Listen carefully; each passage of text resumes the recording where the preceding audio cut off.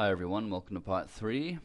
Okay, now we move on to the topic of welding together isolated troops and general advance, which are often very closely interlinked. Bringing together troops that have become isolated is of course very important if we want to create bridges for our play, or a shelter for our king, or provide protection to otherwise loose pieces. Also, the king is often able to plug holes in pawn weaknesses, and we should bear in mind that a centrally posted queen can protect pawns all over the board, which we saw in the previous example. Nimzowitsch then emphasizes that, as a general rule, with few exceptions, all the pieces should advance together. In particular, a pawn that is advancing should stay in contact with its army, and any space created by its advance should be used by the pieces. Then Nimzowitsch stresses how coordination is 80% of endgame technique, with all other aspects we have mentioned, such as centralization and bridge building, playing a subordinate role to the main goal of coordination. They are components, but the mechanism itself is coordination. In summary, what Nimzowitsch advises is slow and steady advance of all the pieces, i.e. general advance. Another thing Nimzowitsch points out is that it's possible to centralize pieces on either side of the board and not in the center itself. To have, for example, a pawn supporting a piece and surrounded by other pieces would constitute an excellent formation that could be called a center, although it exists on a flank. Next, Nimzowitsch goes on to talk about the materialization of abstract concepts in the endgame and how they differ from the same concepts in the middle game. For example, operations down a file in a middle game take a lot of energy both to create and to exploit, like a knight outpost surrounded by a pawn and a rook. However, in an endgame it is much simpler and less active. There may be no knight outpost. If it is a rook endgame, the player controlling the file can take his time and might, for example, send down troops to force exchanges that leave him with the open file for his rook. For example, let's look at this position before us here. This was played by Nimzowitsch with white against Jacobson in 1923. The c5 rook has clear possession of the 5th rank. And through a series of moves, this is converted into possession of a file, a square that can be seized. The rook's attacked anyway, so it's white to move, so that's alright. Rook c6 check. So king d7 is forced. H takes g6, h takes g6, or the bishop is falling, so rook and the knight are attacking it. And now knight takes e6. F takes e6, and the rook returns to c5. Retaining control of the 5th rank and now having the option of going to g5 from where it can't be moved easily, and doing so with tempo because the g6 pawn is attacked. White can follow up with f4 and everything is working nicely. The winning of this g5 square is decisive. Black will be forced into the passive retreat rook g7 in order to defend, which following that, white can claim not only a positional advantage but also a material one, because b3 is going to fall.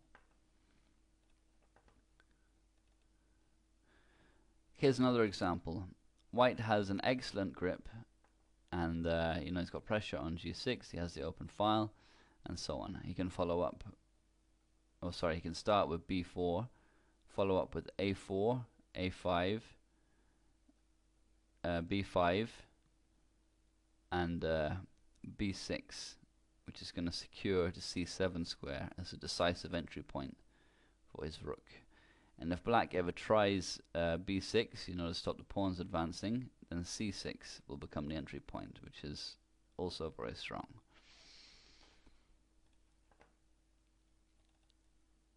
Okay, so here's another example. This was played between Capablanca with white against Martinez in Buenos Aires in 1914. As we can see, white has the f-file here, and black is aiming to defend the 7th and 8th ranks with his heavy pieces. Capablanca played instructively, first with rook e f1. Now he has total control of the file.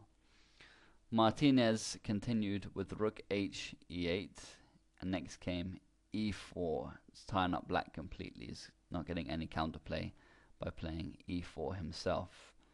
So he tried instead queen b5, and Kappa played the remarkable move rook a1, taking his time with penetration down the file. Black is unable to challenge it at the moment anyway, and this move carries with it a little trap that we'll see in a moment.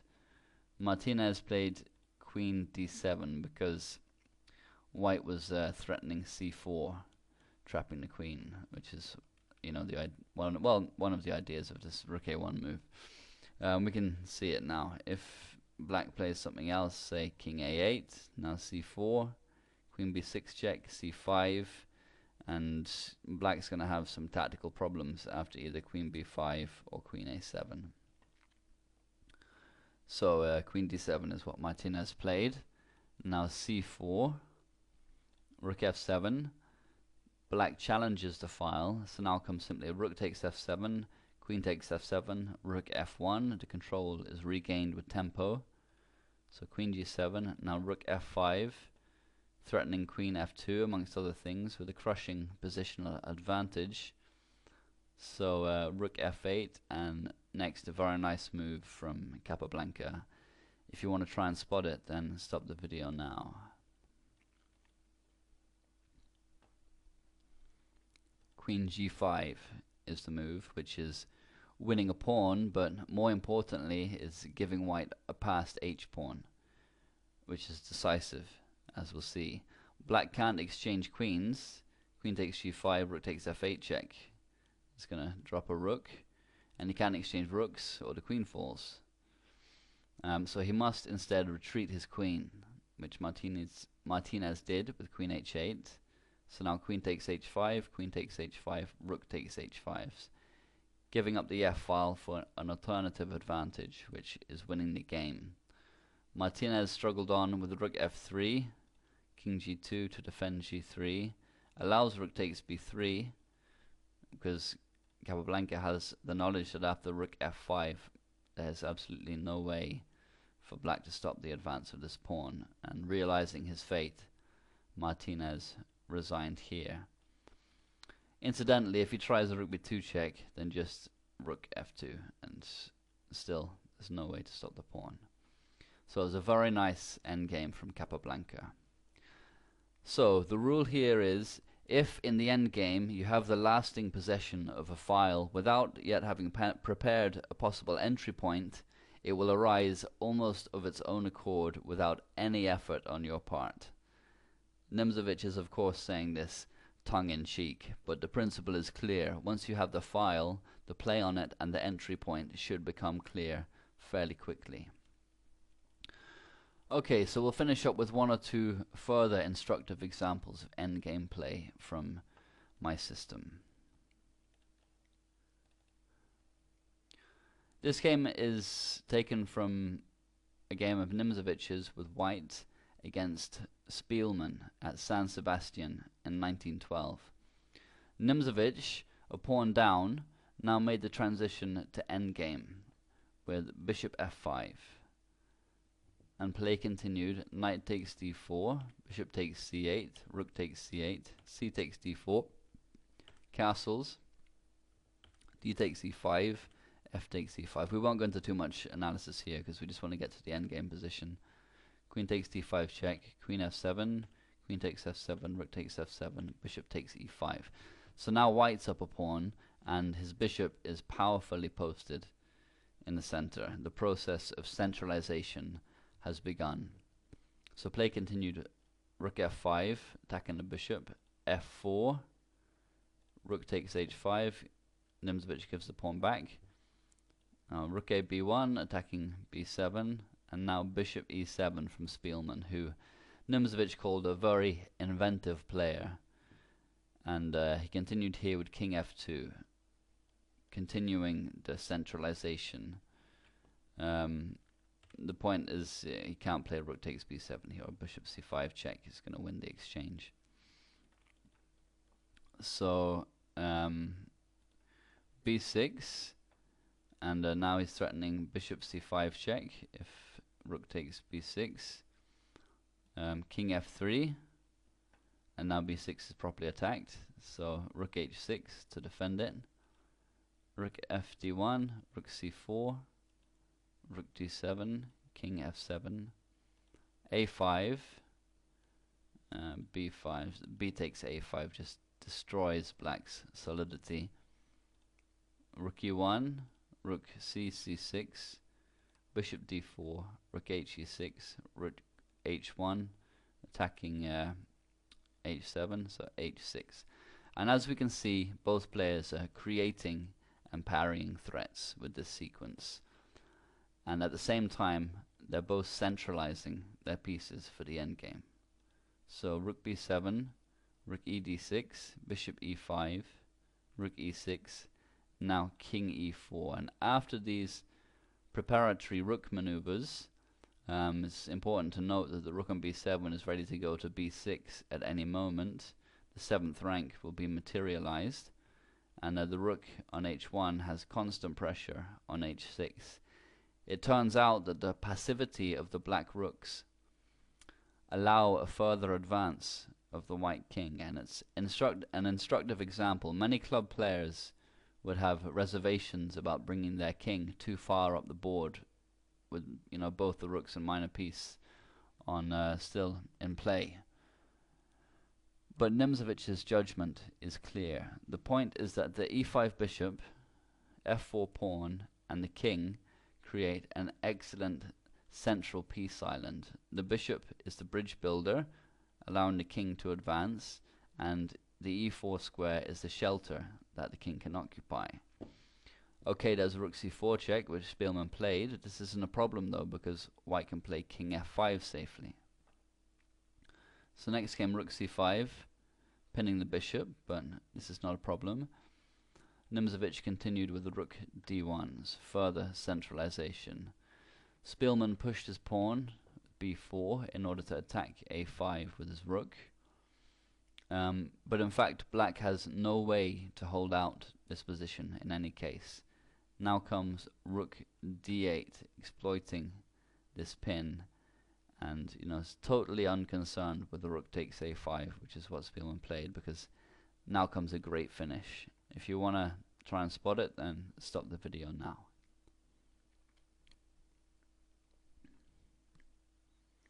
Rook f8 check is the move. It's a brilliant one. Forces king takes f8 and drags the king away from defensive to e6 rook. So king takes e6. And this is the point of the last move. And now black is completely lost. He's going to have to give up the exchange because of the threat of rook b8. And it's going to be mate. So seeing this, Spielman resigned here. And it was just a great endgame from Nimzowitsch. Incidentally, rook b5, just rook takes e7. Nothing he can do. Okay, so we'll have one for the road. And this endgame arose when Alekhine, with black, was playing against a man called Post in Mannheim in 1914. So we'll just flip the board here, get it from Alekhine's perspective. Black is a pawn up, and he has an excellent bishop against the knight. So what would you play here with black, given what we've covered in this chapter and the previous chapters of my system? If you want to try and figure out a winning plan, stop the video now. G4 check was the move from Alekhine. It's a great move and a counterintuitive one, because this makes it hard for black to make progress on the king side, and surely the preparation of f4 was the logical continuation, making the most of the pawn majority that black has here on the king side. However, Alekhine was of course one of the greatest masters of combination play, and that's what's happening here. Post continued with king g2, playing instead king f4 is a losing mistake. White is getting mated after king f6, and there's no way to stop rook e4. So king g2, now king f7. Alekhine allows a6 to fall, so material is level now. And what is Alekhine up to here? Next he played rook e1, threatening rook g1, which is mate, so white has to push his h-pawn. So h4, and now king g6, with a deep and cunning idea. So knight b4, and now f4. Amazing play. It's giving up another pawn. G takes f4, rook g1 check, king h2 is forced. Now g3 check, king h3, again forced, and now bishop f2. And the pawn, bishop, and rook form a united centralization of pieces on a flank. For now, they don't have any chance for expansion, but we'll see exactly how deep Alekhine saw in a minute. Post played king g4, taking the opposition, preventing a black king from making progress. So now came rook h1, and what this threatens is rook takes h4 check, king takes h4, and g2 with discover check from the bishop. Doesn't matter if the rook takes because the pawn is queening. So Post responded with f5 check, king f6, knight d5 check, king e5, king f3, and rook takes h4 was again threatened. White had to do something about that. So king takes f5, knight takes c7, rook takes h4, knight takes b5. Alekhine has given up not only 2 pawns, but his entire queenside. So what is the method in his madness? The point is that with white's h4 pawn gone, now black has huge chances on the king side to expand with his mobile connected pass pawns. Okay, white has 3 on the queen side, but the black ones are a lot further advanced, and his bishop is going to prove very strong. Moreover, the black king will plug the gaps for the pawns, allowing them to advance, and all of the black pieces will be working as a cohesive unit, and white will not be able to put up any resistance as black is so strong in this area of the board. Play continued, rook f4 check, king g2, now h5, rook d8, h4, rook f8 check. Post is trying to interfere with the coordination of the black pieces. So king g5, now rook g8 check. If instead rook takes f4, king takes f4, black is just completely winning here.